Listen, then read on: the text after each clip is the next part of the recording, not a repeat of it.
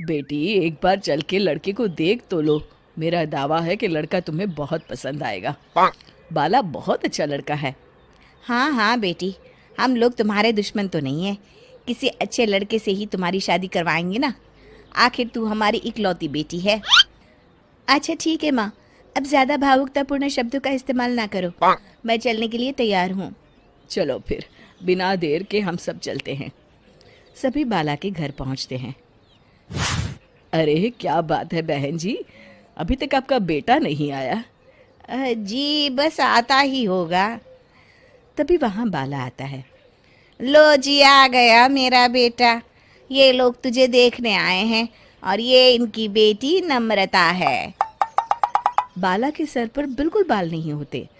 ये देख नम्रता और उसके परिवार वालों की आंखें फटी की फटी रह जाती है। ये तो टकला है। हे भगवान, माँ पिताजी, आप दोनों एक टकले से मेरी शादी करवाने वाले थे। अरे ये तो पूरा उजड़ा चमन है। देखो बेटी, इस तरह किसी का मजाक उड़ाना गलत है। किसी के बारे में इस तरह की बातें नहीं करते। बालों का क्या है, वो तो आते जाते रहते हैं। लड़का टकला है तो क्या हुआ, इंजीनियर है, अच्छा खासा कमाता है। आप चुप रहिए जी। इसकी तरफदारी इसलिए कर रहे हैं क्योंकि आपके भी सर पर बाल नहीं है।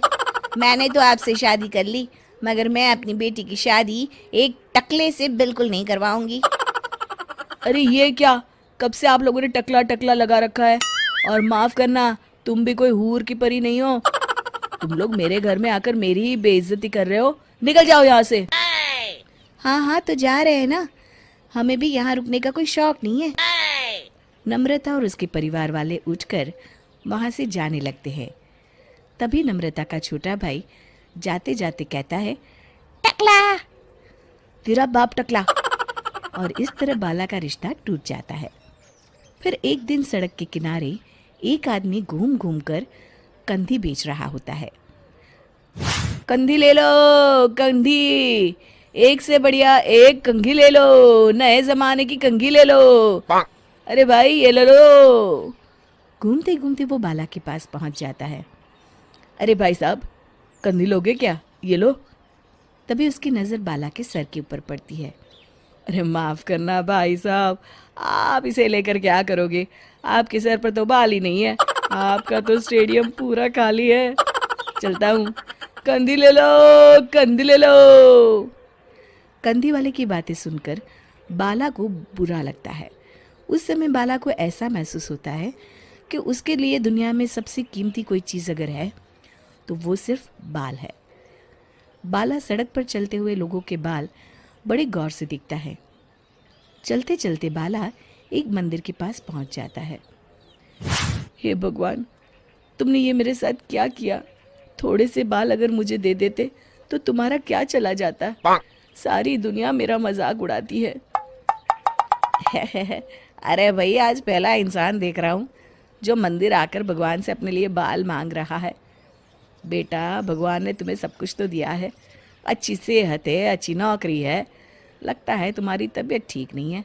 घर जाओ, सब ठीक हो जाएगा। बाला वहाँ से चला जाता है। घर पहुंचकर बाला खाना खाता है और अपने कमरे में सोने के लिए चला जाता है।